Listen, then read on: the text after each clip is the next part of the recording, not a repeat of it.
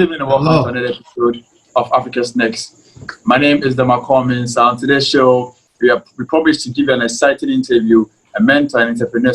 He goes by the name Dr. Yao Amponsa Edu. He's a proficient management professional with multidisciplinary skill sets covering collegiate instructions, 10 plus years of education, training, and organizational leadership and professional development.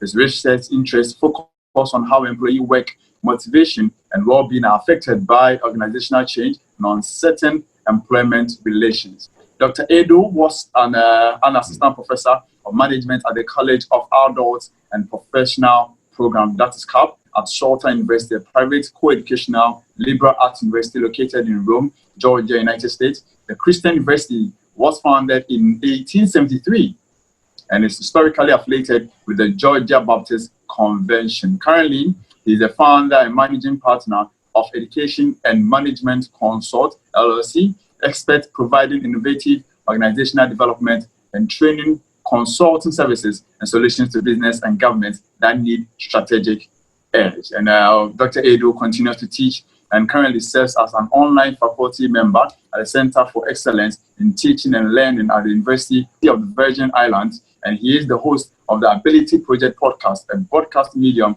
dedicated to sharing useful information and stories that lead to successful professional opportunities in life. And over the past years, one of the major things that we have seen, or that has brought a lot of spotlight on Dr. has been he published 2 articles that provided recommendation of the public policy. And the biggest one was the 11-point plan. Dr. Baumia means a rejoinder to the 10-point plan for solving graduate youth employment in Ghana. This and more is what the man we're speaking to today has for us. We are going for a quick commercial break. When we come back, we get into the interview with Dr. Yao Edu. Africa is on the precipice of a breakout onto the world stage in a way and manner that has never happened before. And at Africa's Next, we are poised to enable this advancement. We believe in mentoring the next superpower generation of entrepreneurs to enable them push Africa onto the world superpower stage. At Africa's Next, we are pairing seasoned mentors, industry experts and professionals, policymakers and social change advocates, etc., with upcoming entrepreneurs across Africa to offer mentoring opportunities. Mentees stand a chance to access funding after successfully completing their mentoring program. Join the discussions on our social media handles at Africa's Next XPG on Facebook, Instagram, and YouTube, and be part of our privileged entrepreneurs who get to be mentored by the world's best. Welcome to Africa's Next, mentoring Africa's next superpower generation.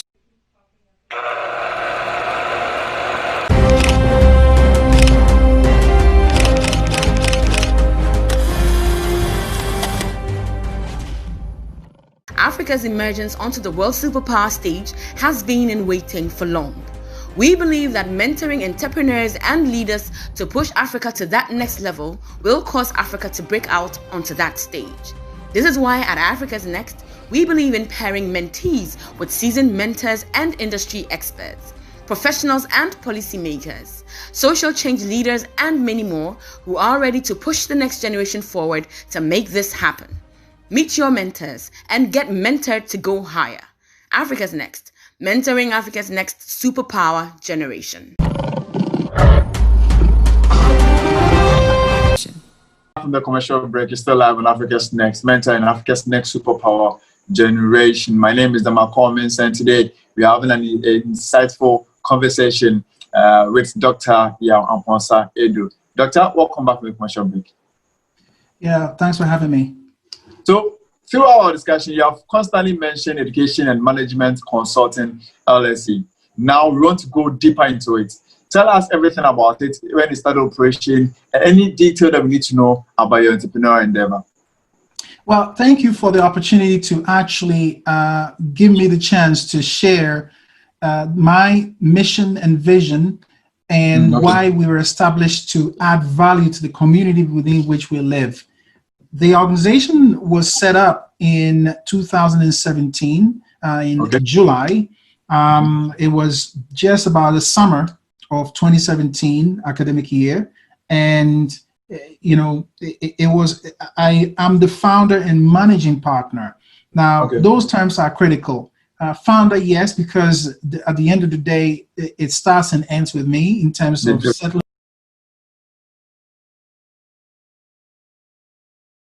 all the other financial and other responsibilities. Now, managing partner is technical.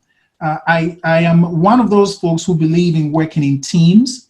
And I also believe, though, that wisdom, as we know it, is not stuck in one person's mind. You know, my wife actually, I'm borrowing this wisdom from her. You know, we can work together. I don't know it all. And because I don't know it all, I need to work with strategic partners to push agenda forward.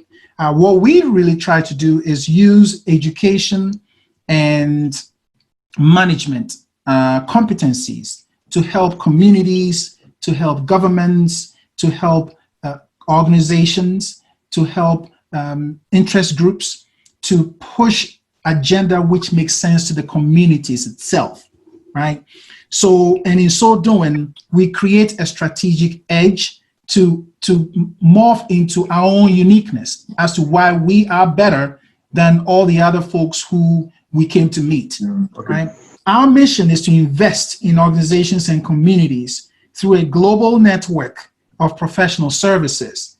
So I work with other folks and entities in the educational space and in the technology space, in the political space, you know, and all the other spaces which have a stake in communities. Our vision is to add value to organizations' outcomes and shape the future by enriching the abilities of communities. Now, some organizations are still struggling with what they are all about. You know, the idea may be there, but they may not have a clue as to what their end game is. We come in when we, you know, when we are solicited to shape it, to give it a clearer understanding of why they are all in operation and how they can compete or leverage their resources with other entities similar to them. We were founded to do the following: to provide innovative organizational development solutions to businesses and business needs, to advocate public support for organizations and communities, particularly communities with persons with disabilities, right? This is a really sensitive issue within many African settings. Just because a person is hardworking with a disability doesn't mean that they have a different ability. See, because that word means they have different ability, which means that instead of walking and getting to there in a timely manner, what they would rather do is leave a lot early so that they can get to the same space, right? So the way we change our mind to address these issues, we stand for all of that. We also develop, design, and deploy training in management and educational issues. The training are custom-centered, they are custom made for any given entity, any given business, and any given government institution that requires that high-level brain power. Much of the people that are in our circle, about more than 80% of us have PhDs or higher. And we have a significant research backdrop and experience to support the type of work that we do. We also engender demand for responsiveness and accountability on management and education-related issues. We also offer organizational development solutions that yield strategic edge. We recommend innovative solutions aimed at business strategy, training, and development. We connect students and their families using career planning solutions to realizing the academic and career goals through quality higher education in North America, which includes Canada. We also internationalize North American college campuses with quality students from Africa. I have had the Dean of Student Affairs reach out to me from Auburn University, seeking Ghanaian students to come to their college. This was pre-COVID, right? So part of what we do is to connect families to that. And we also have subsidiary segments of this organization in terms of our foundation. We just created a foundation with 4 different streams, and I think there'll be a section that we go deep into that. Let's talk about investing enough relating to leadership training at your as a tertiary institutions. What can be done to include leadership training at all levels of education?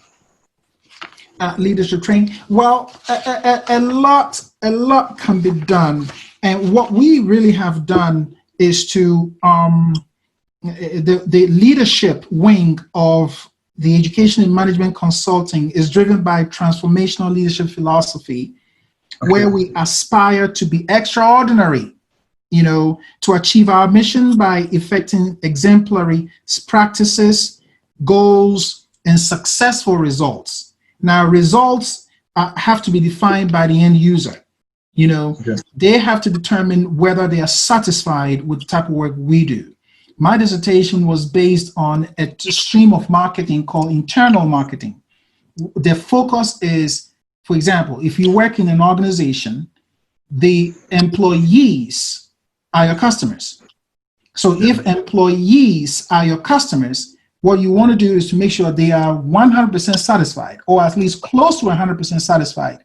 And in exchange, they get to be the best versions of themselves in providing work and productivity for you to gain your profits and all the other benefits that come through it. So with that saying, leadership training is essential, and training has to be it doesn't have to be one size fits all.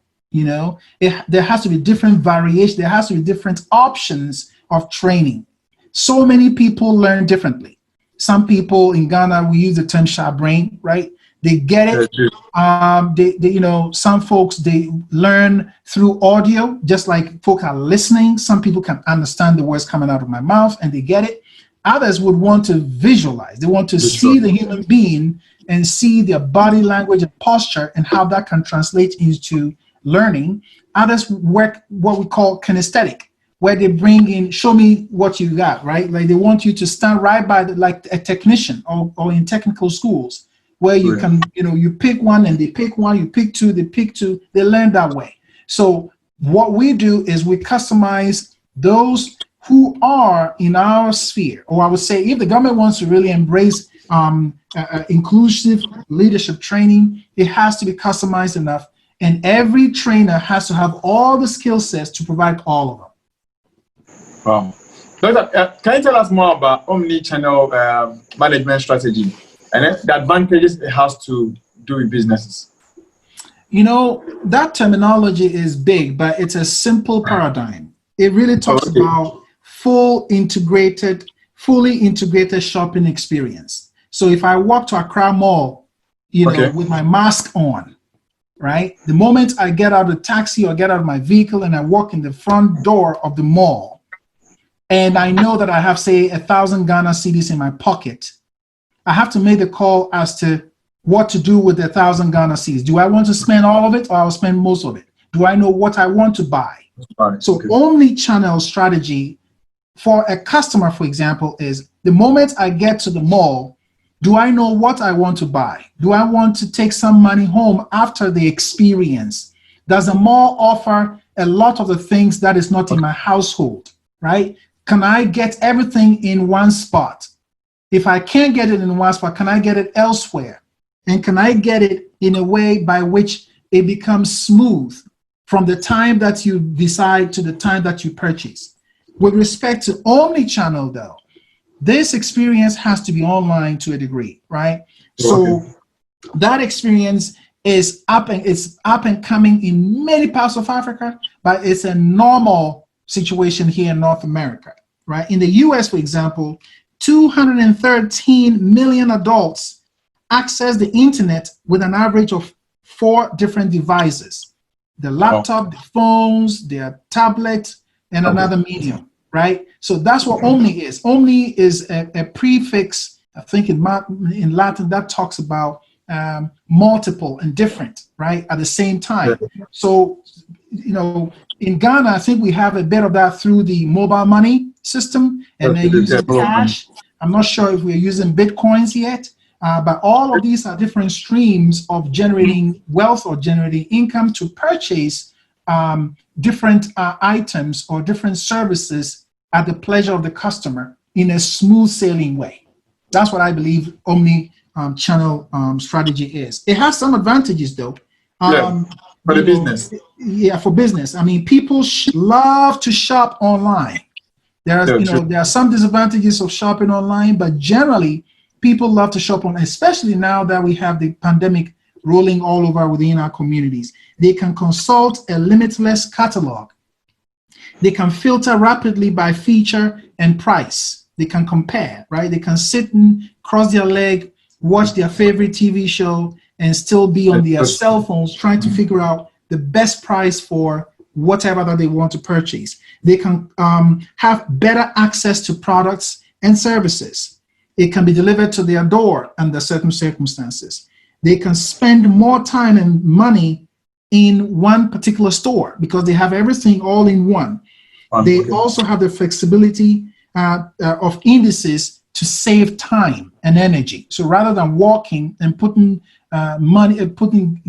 petrol in your vehicle to go to a store, they would rather stay at home and purchase those items. So yeah, these advantages can help, but they are countered with some disadvantages. But at the end of the day, I think that the advantages outweigh the disadvantages. Another thing I would like to know is about ability projects. Tell us more about ability projects, the impact in the USA and in Ghana as well. Well, it is my baby, so to speak. It is a medium that harnesses my broadcasting skills like you. I've been very serious with trying to make money on the other side, but when it comes to trying to make a difference, the Ability Project is the medium by which I use. The name speaks for itself. I am of the belief that, among other things, that people have the ability to do whatever that they put their mind to. Whatever that you put your mind to, you have the ability to do it, right? So this podcast is what was created to bridge the gap between new and recent graduates in North America and their destined career, their career destinations, right? So what we try to do, myself and my crew, is to invite, highly qualified people who work at very, very, very important organizations to come to our show to show us what they are looking for so that graduates can prepare themselves to come to work with them. They will tell us exactly what they are looking for. The show is inspiring, entertaining, fun, and inspirational. And we have international broadcasts on so many different spectrums. And again, like I said earlier, we share useful information and stories that lead to successful opportunities in life and also in career for our listeners. We record our shows on the last Friday of every month with new episodes available to download on at least 8 different platforms that include Anchor, Apple, Breaker, Google, Radio Public, Spotify, and other platforms. We are growing. I'm actually, a Christian would say that you are blessed, because the speed by which people just, DM me, say, I want to be part of that. I want to tell my story. I want to make a difference this way. I want to make sure that I give something back to those who are listening in terms of how best they can not stay at home and, get the jobs that they want or the careers that they want. At the moment, we are publishing what we call the What Employers Want podcast series.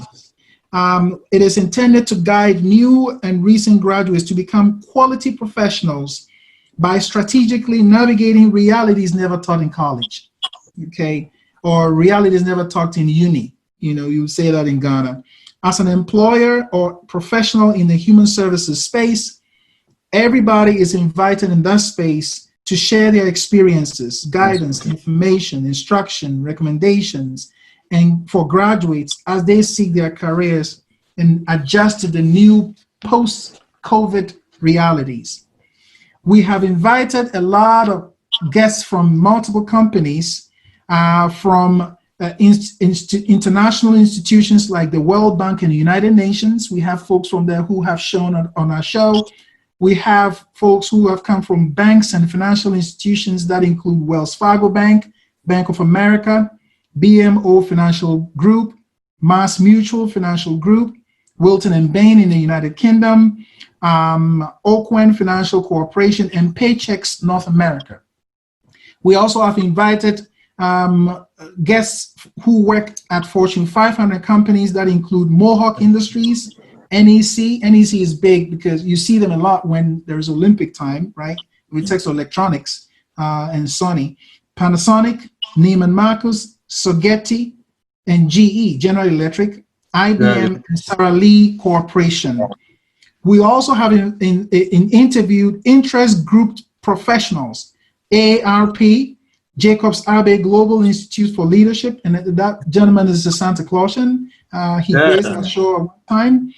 Move Me Back UK, Wilton and Bain, Susan G. Cohen, that is our breast cancer wing, the interest group here in North America, which is trying to find funds to, deal with the cancer that destroys, that particular, breast situation. Coco 360, and that is a Ghanaian company. We had one of their HR professionals show up, and I think he is due in the next couple months or so. We also have invited a professional who works at Baltimore Ravens football club. It's American football. He works with that agency. Healthcare, pharmaceutical companies like Gilead Sciences, Eichner, and many, many more. Our audience are from at least five countries: the United States, Ghana, the United Kingdom, Canada, and St. Kitts and Nevis. It's an island in the Caribbean. 80% of our audience is in the United States. We have 12% of our audience from Ghana, and the UK has 4%, Canada and St. Kitts have 1% each.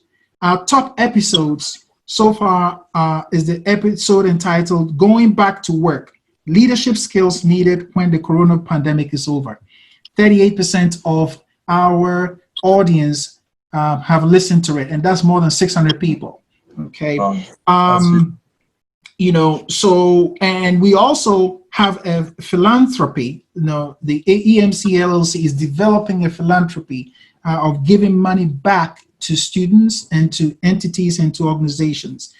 We also sponsoring, we're offering sponsorship because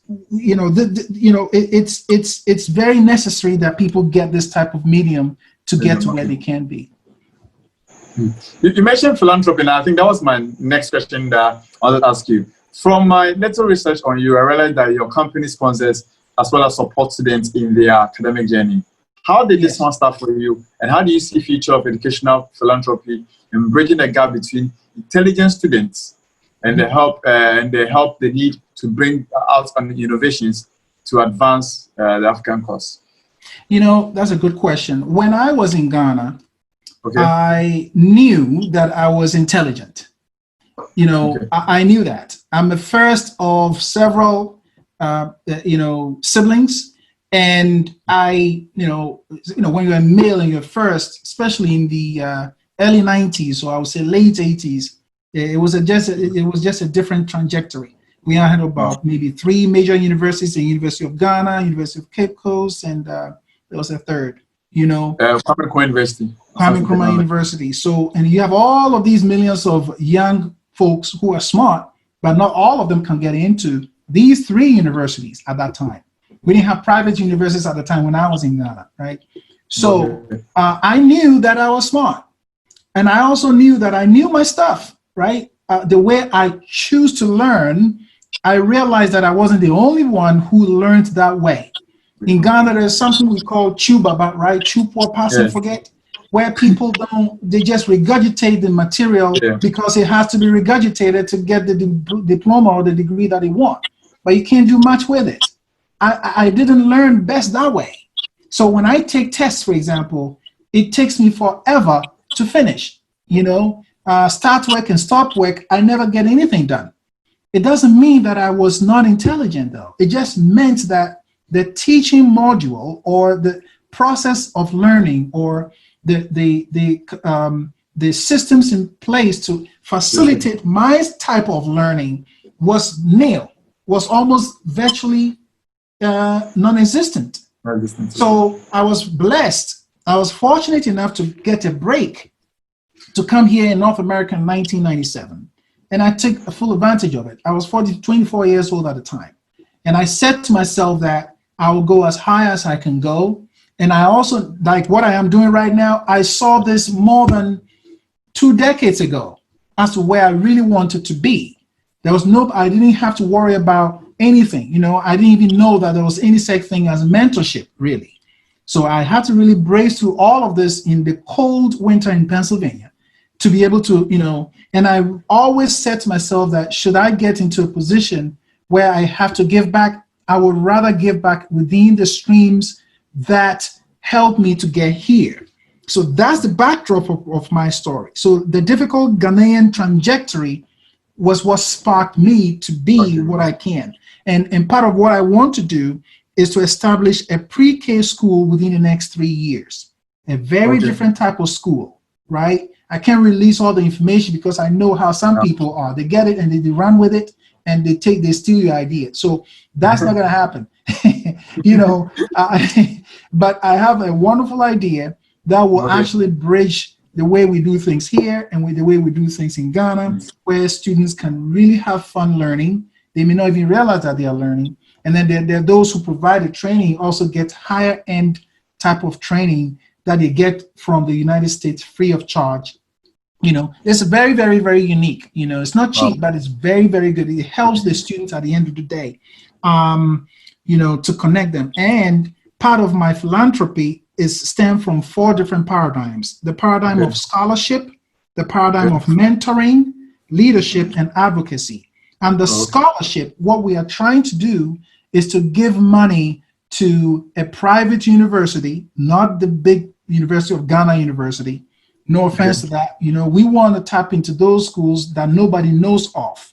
That we can prop them up to get into where they can be. Because at one time in my life, you know, I didn't go to Legon, not because I wasn't smart enough, right? But it was because the opportunity did not, I mean, I was ready, but the opportunity just didn't present itself. But I want to be able to cut that bridge.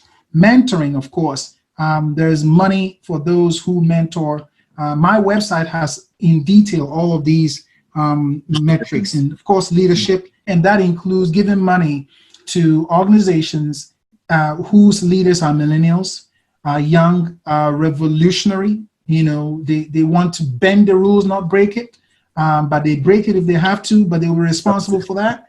So I want to be able to fund those organizations, and preferably women and people with disabilities who own these entrepreneurial skill sets. And of course, advocacy. I am big on helping people with disabilities. And I'm not necessarily talking about people who have physical disability. I'm talking about, I'm including people who have intellectual disability or developmental disability or cognitive disability, right?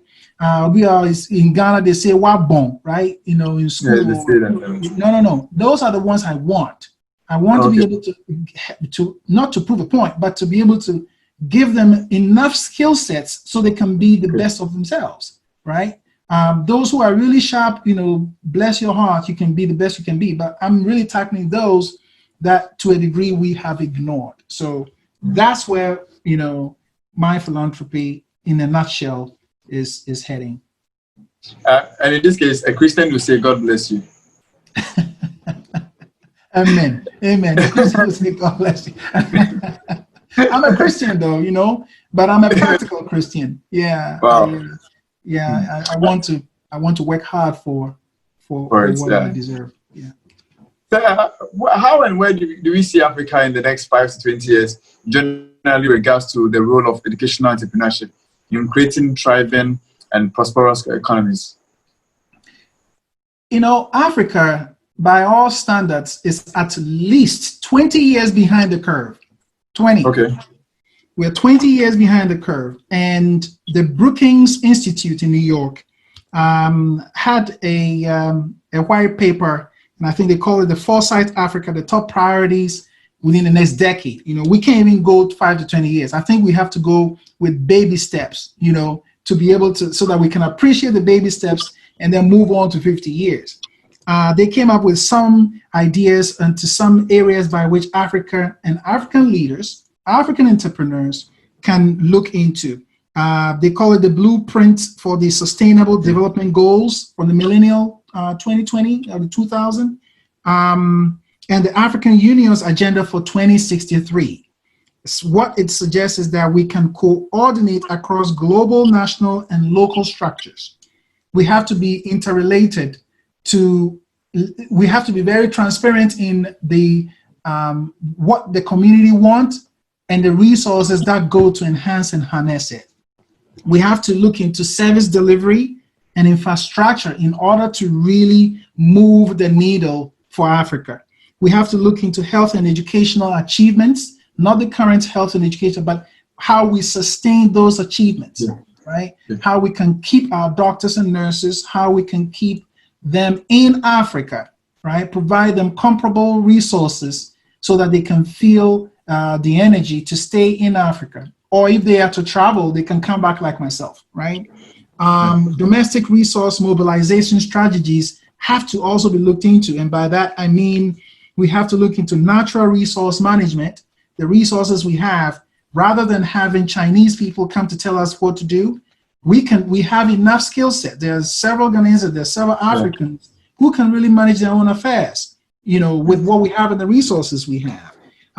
We have to look into efficient tax collection. This is critically important, especially for exports and imports. We have to look into how this can be effective.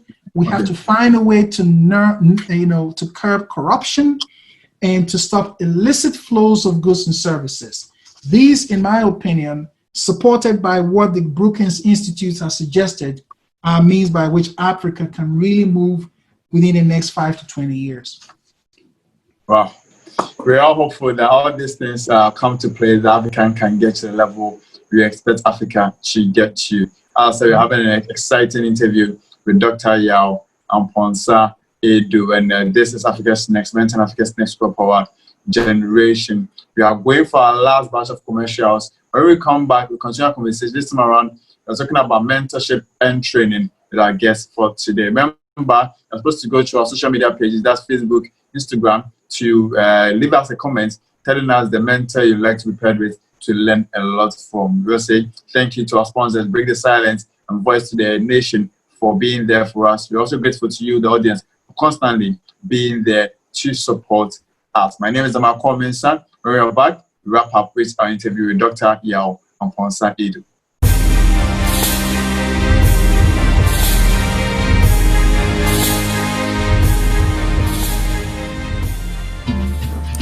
Education is the key to success in life.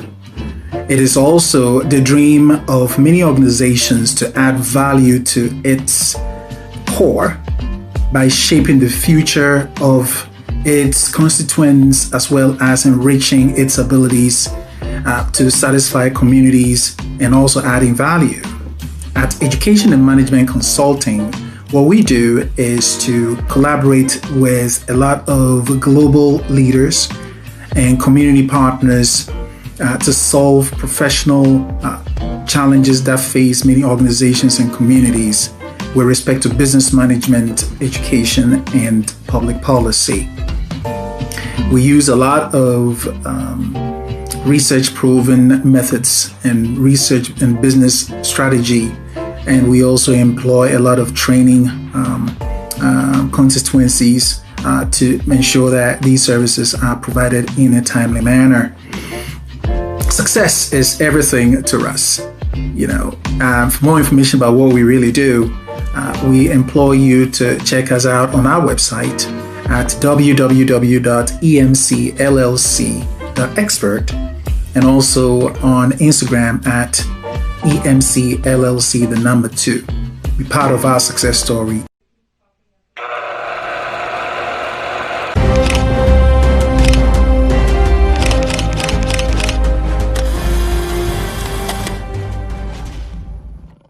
Africa's emergence onto the world superpower stage has been in waiting for long. We believe that mentoring entrepreneurs and leaders to push Africa to that next level will cause Africa to break out onto that stage. This is why at Africa's Next, we believe in pairing mentees with seasoned mentors and industry experts, professionals and policymakers, social change leaders, and many more who are ready to push the next generation forward to make this happen. Meet your mentors and get mentored to go higher. Africa's Next, mentoring Africa's next superpower generation.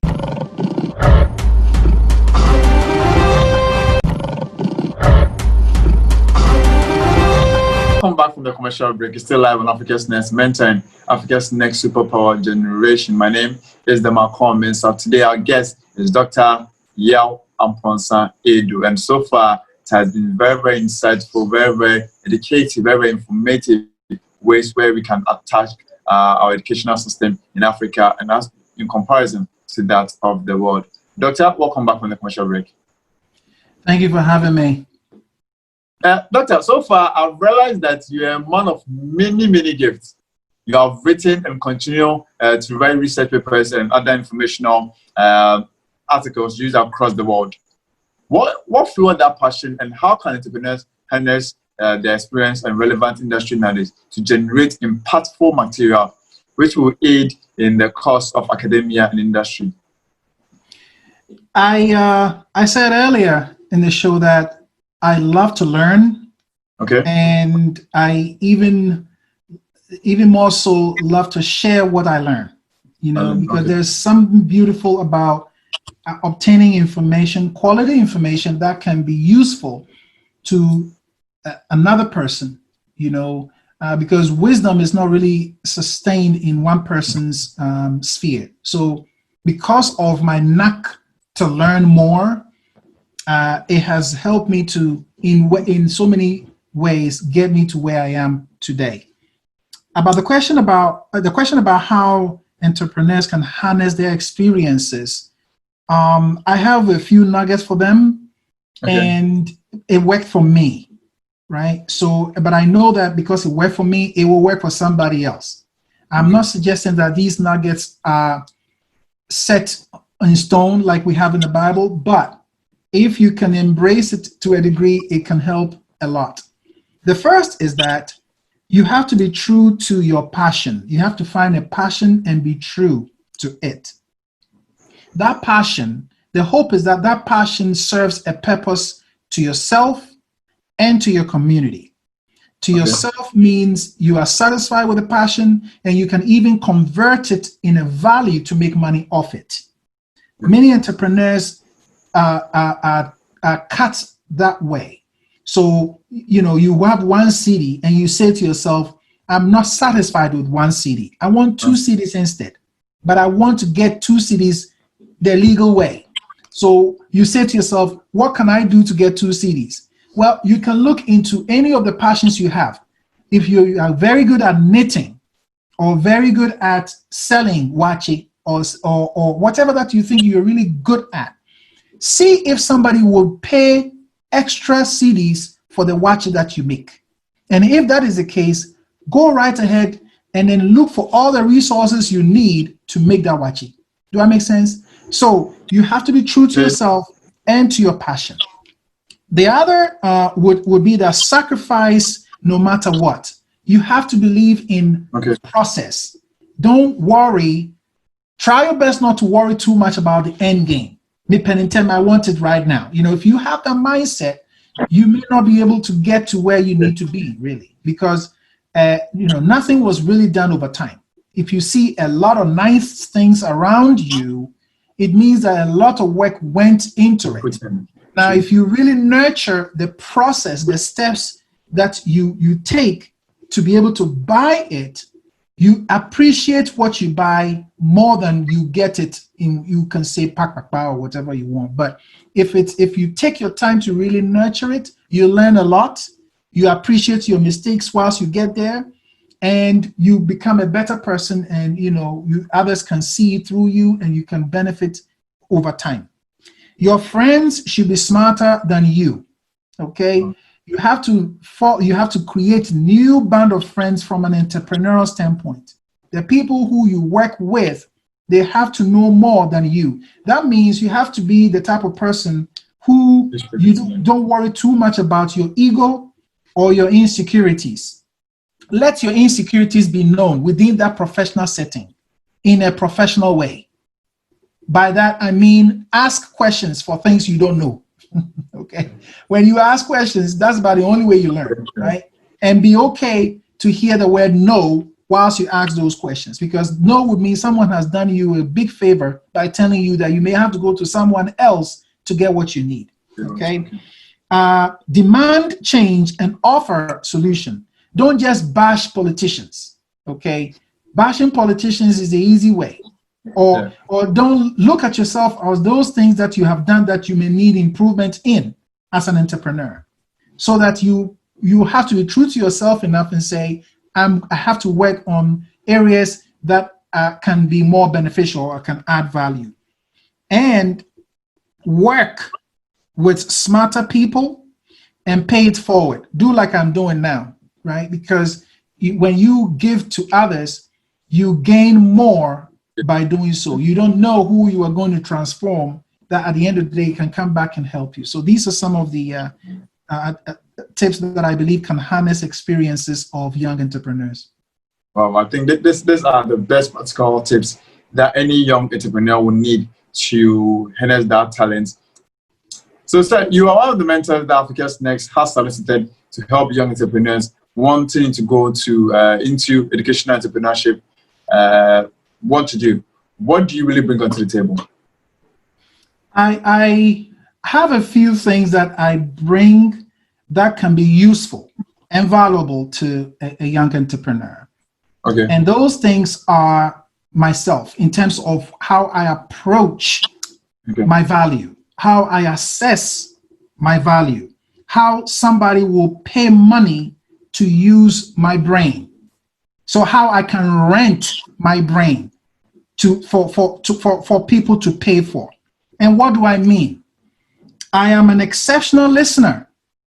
You know, I'm talking a lot right now, but when it comes to, adding value and, you need somebody who will totally listen. And I'm not talking of just using your ears to listen, using all your capacities to listen. I am a listener, and I'm a better communicator. I speak multiple languages. I attend to many audiences. I impart knowledge. I retain knowledge. I, synthesize knowledge, and then regurgitate knowledge. So all of these are part of the communication spectrum, right? And I do these effectively by conveying information verbally and in writing. I am a highly analytical thinker. See, as you can see, I'm not mentioning degrees and the rest of them because those are the tools. I see degrees and certifications and stuff like that to be equal to visa. If you're in Ghana, you want to go to United Kingdom, for example, you can be rich, but you can never be able to attain a visa. Okay. You can be rich enough to buy a passport, but you may not be able to get a visa for several reasons. You see what I'm trying to say? So education is a visa. So when you have people who are looking at, I want a degree, or I want to be a doctor, or the mindset is so off the way I see it. It's more about what is this degree that you have? How does it transform to bring money to the table? Because as you can see, way behind me, I have a whole lot. In fact, I have several others that I haven't put on my wall. I can see. So those things are not bringing money. They are collecting dust. So nobody cares about the degree right now. They care about how the degree can transform to add value. That's what they call it. And you do that through your interaction with people. That's what I bring. I make people comfortable enough to be around me so that I can work with them. And it's important for any entrepreneur to have those soft skills. Okay. I try my best to be a computer literate performer. Every new technology which is out there, which is pertaining to the industries that I work with, I make it a point to be the first to know. I am not afraid to learn and to fail. You know, I'm not one of those people who, when they see new technology, they are so afraid to start using it. I'm not one of those, right? I have proven relationship building skills, right? With consummate interpersonal skills, right? I can empathize, and I can empathize when I relate to a situation, or I can sympathize by using a different relational situation to deal with it. So, you know, if I work with somebody, for example, whose relative has COVID, you know, or has COVID a virus or disease, because I don't have it, I know what it means to sympathize with that person, because I have been in pain on a non-COVID situation before. So I can use that pain to relate with them. Now, if I have gone through this COVID myself, then it means that I can empathize with you. So I have both skill sets. I bring that to the table. I am a goal-driven leader. I never settle. I am never comfortable, right? So because I am not comfortable, I'm always informed that I need to work smarter, not harder. Because when you work smarter, then you don't grow as much gray on my face as you see. Okay, you need to work smarter. If you work harder, you look like Father Christmas, really. And lastly, I will say that I am a personable professional whose strengths include cultural sensitivity. In an African context, cultural sensitivity is key. You have to work with people from different regions, different ethnicities, different languages, different norms, you know, to be able to get to the goal of where do we really need to be, right? So these, I believe, not only do I bring to the table, but it can be useful for folks I work with. Now we know what you bring onto the table and what the folks you can work with also need to know about you. What should a mentee expect when they are paired with you to be mentored, either in your current industry or entrepreneurial endeavor?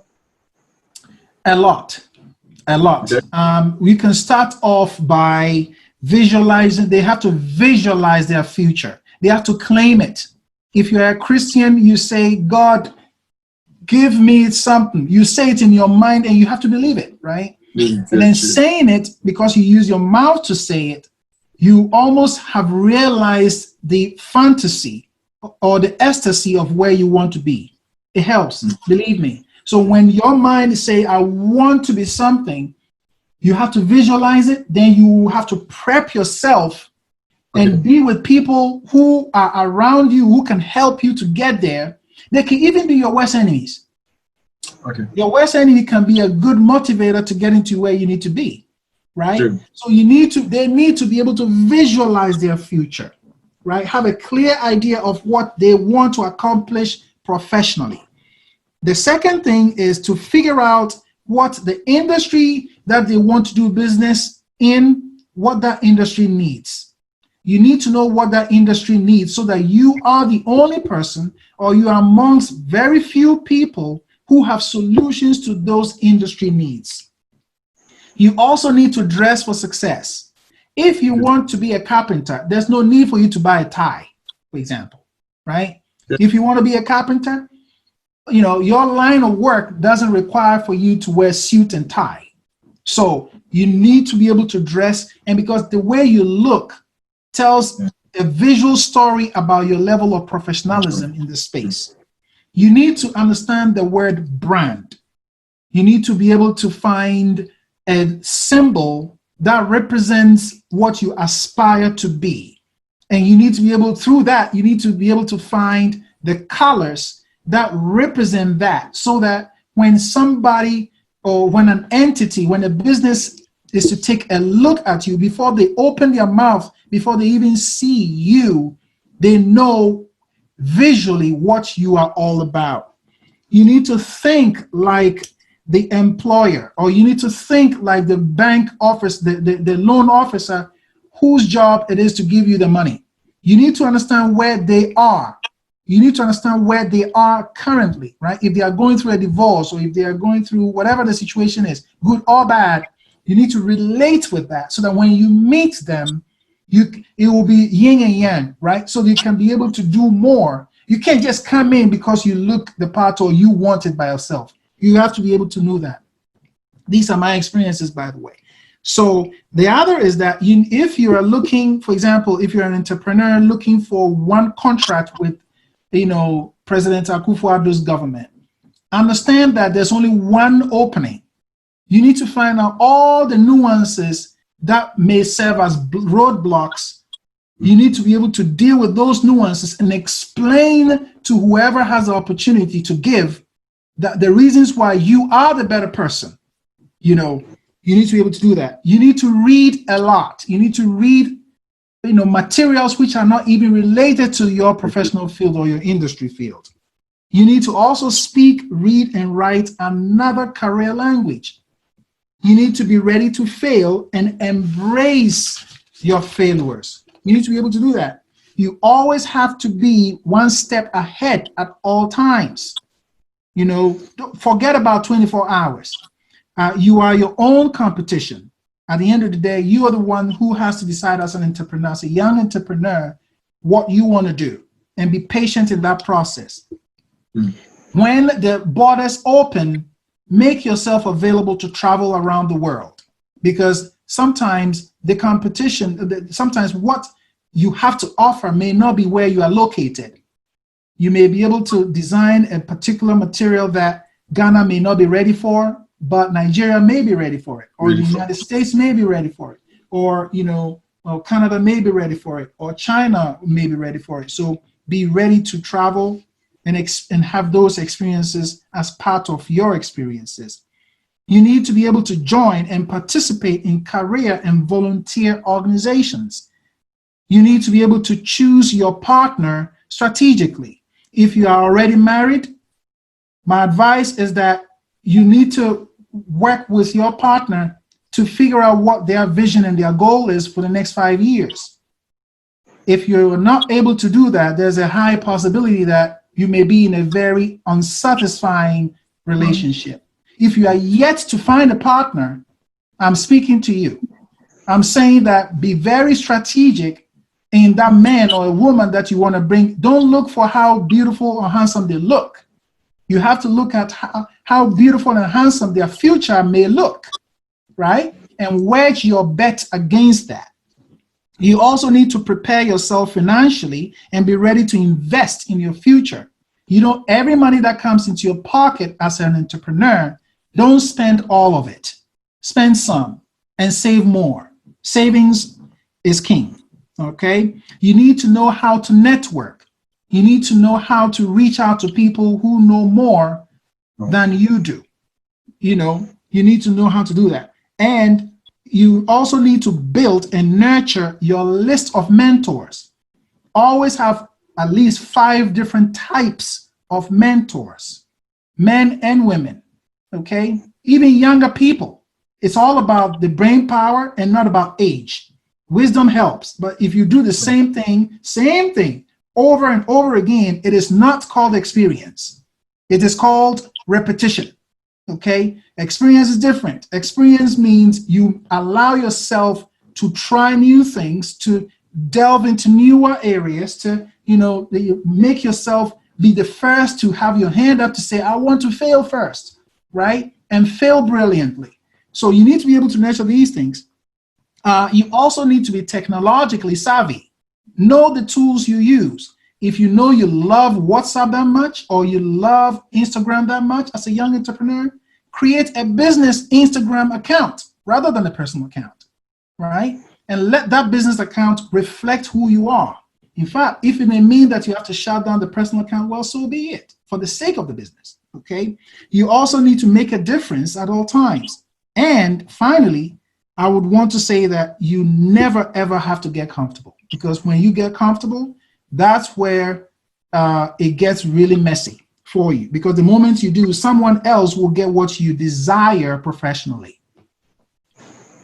That has been a beautiful interview. Doctor, I have to say we are much grateful for this interview. I personally have learned a whole lot. Doc, we're wrapping up on the interview today. This one, I just want you to tell us details about your entrepreneur endeavor, where we can visit the website, social media handles, where it's located, if there are numbers that you can put out, any way we can contact you relating to your entrepreneur endeavor.